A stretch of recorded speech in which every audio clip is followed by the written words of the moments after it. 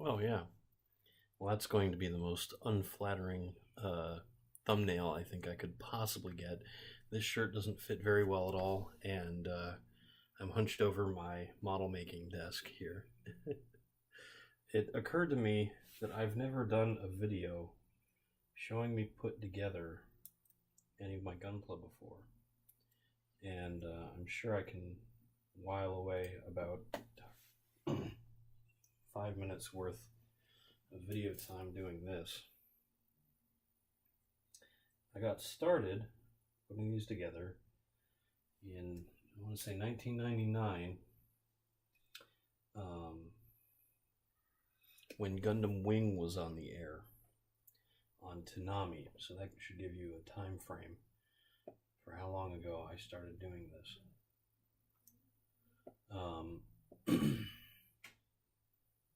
And I started off with the kits from Gundam Wing that weren't the best kits in the world, and quickly moved on to a few of the master grade line, which are in fact very, very good kits, although I do not think you need to be a master in order to put them together.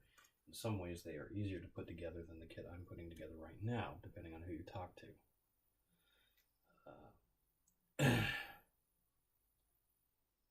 But this little guy, who's mostly done, is the, what's it called? The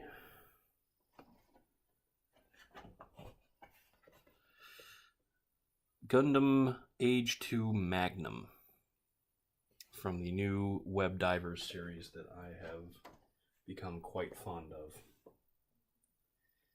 And certainly there's nothing quite like building a model kit to let your mind focus on something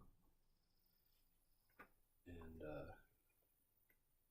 allow your troubles to fade away, at least for a little while. Let's see here. Okay, I think it goes this way. Yeah, that fits a lot better. This is not the best camera angle to be doing this. I sort of figured, you know what, I could try this.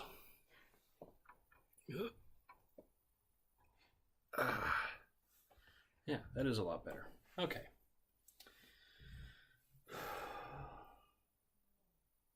I'm totally willing to experiment with all sorts of concepts and ideas for making these videos. I like doing the little short ones on my walks, where I'm out in nature, just me and the camera. When I'm walking, I like to think about a lot of different things. It's one of the great ways to get ideas for writing, I've found. Building model kits is different. Building model kits, I don't think about what I could do as much as I think about what I'm doing. And it's very zen to sort of go into this no-mind state of simply following the instructions and sometimes running afoul of complications like how do these stickers get put on the kit. But most of the time you can just sort of zero in on this. I have put on YouTube videos, stuff that I don't need to actively watch. Really does help. Not help, but it sort of passes the time. That said, one of the dangers I've found over the years is getting so engrossed in what you're doing that you spend an entire afternoon working on something when you only intended to work on it for a couple of hours, and sort of waking up from that stupor to realize the best part of the day is gone.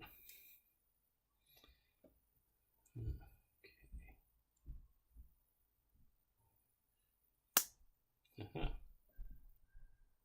You know, I think that actually is supposed to be left out when it's in rifle mode. I'm working on the gun right now for this. Yes, most Gundams have guns. It's sort of a facet of the fact that they're all stories about war and all of the glory and terror involved in war. And Gundam is very strange in that it glorifies these weapons of mass destruction, the Gundam and other mobile suits. It glorifies them and makes toys out of them for kids to buy. But the message is almost always about the futility and horror of war and how it changes people, especially people who thought that they would live simple, normal lives and suddenly find that they cannot. Deals with questions of conscience, questions of morality, ethics. When is it right to fight? Is it ever right to fight? Things like that. And so many other mecha shows have asked questions like that. And they all seem to me to be sort of following in Gundam's footsteps. They never quite get that same tone, though. And, oh, okay, so this goes on top. I was wondering what this piece would be for. Right here. It's a sort of cap that goes on top of this joint. It's sort of curious. Seems unnecessary, but maybe I'm missing something.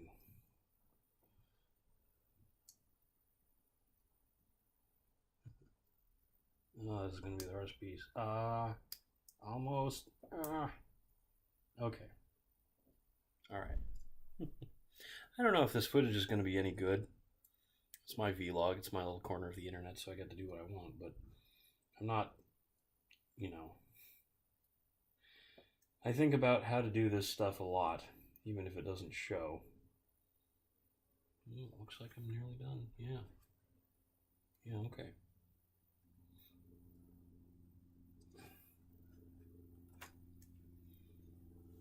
Keep going a little bit longer. Finish the shield at least.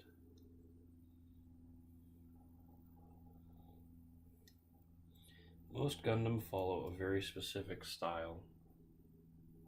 The helmet is the most distinctive, with a V-fin crest is what it's typically called. Two angled antennae that meet in the center of the forehead and go out like that. You can see it clearly on this model kit here. Although this one's V-fin is a bit swept back, and it also has a different head crest on top. The crest on top is sort of similar to what you would see on a hoplite helmet in ancient Greece, or maybe even the crest on a Trojan Legionnaire's helmet. Not Trojan, Roman Legionnaire's helmet.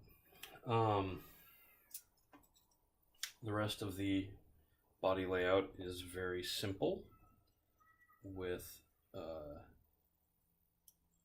skirt armor around the waist joints, a prominence in the chest that looks like it would be where the pilot sits, although the pilot seat is almost always in the abdomen, down here in the stomach. The prominence in the chest is often the reactor that powers the vehicle, and is in fact the actual heart of the vehicle, where the pilot itself is in the stomach, controlling it. And I've always thought how terrified I would be knowing that there was a thermonuclear reactor above my head, and if I messed up while piloting, that thing might go off and kill a lot more than just me. And they've made that a plot point in many Gundam shows, where the reactor's destruction has caused unforeseen collateral damage.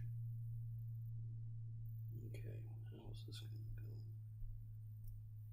Aha, I had it backwards. Okay.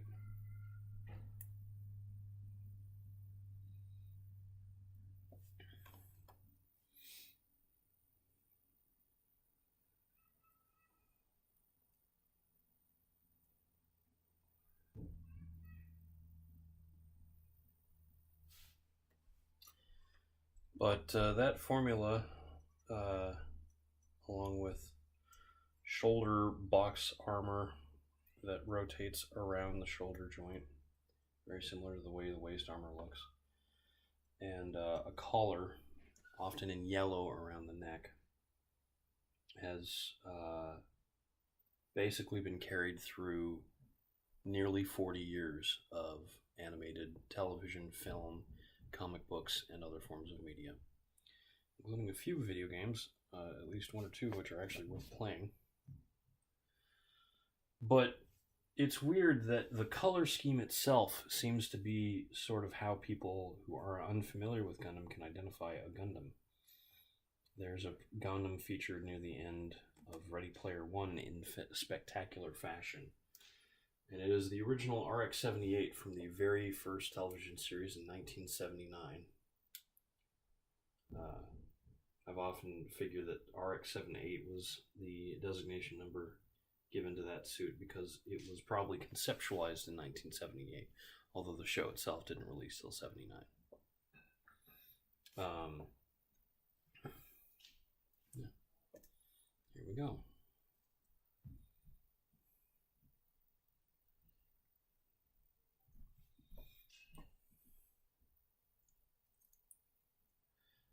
And we're right about the 10-minute mark, a little over 10 minutes.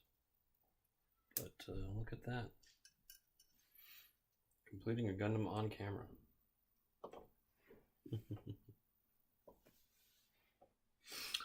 The Gundam Age 2 Magnum. Good looking kit, strange color scheme, unlike the white, blue, red, and yellow. It's white, purple, orange, and yellow with some teal green. It was a very sharp looking kit. A little bit expensive for the scale at $28, but I'm glad I picked it up. We'll see if I get to pick up many more of these in the future. My life is changing, and some of the things that I once enjoyed are not going to be available to me the same way anymore. But I can talk about that some other time. For now, I've been Eric Spornitz, and tomorrow will be better.